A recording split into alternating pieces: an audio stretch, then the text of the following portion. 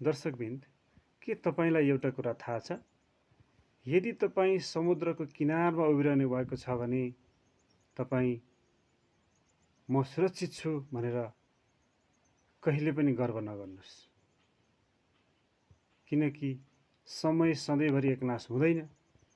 के थाहा, समुद्रले धार पनि त परिवर्तन गर्न सक्छ नि।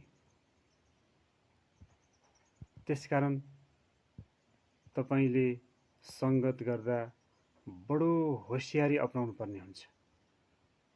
जसलाई तपाईँ सबैभन्दा नजिकको विश्वासपात्र ठान्नुहुन्छ, असल मित्र ठान्नुहुन्छ, त्यही व्यक्तिले तपाईको पाइलै पछि छुरा रोपिरहेको हुन्छ। एउटा भनाइ नै छ, तपाईले मौरीको संगत गर्नुभयो भने फुलमा पुग्नुहुन्छ र झिँगाको संगत गर्नुभयो भने फोहोरमा पुग्नुहुन्छ। त्यसकारण जीवनमा याद राख्नुपर्ने कुरा के छ भने हामीले संगत गर्दा बडो होशियारी अपनाउनु पर्ने हुन्छ।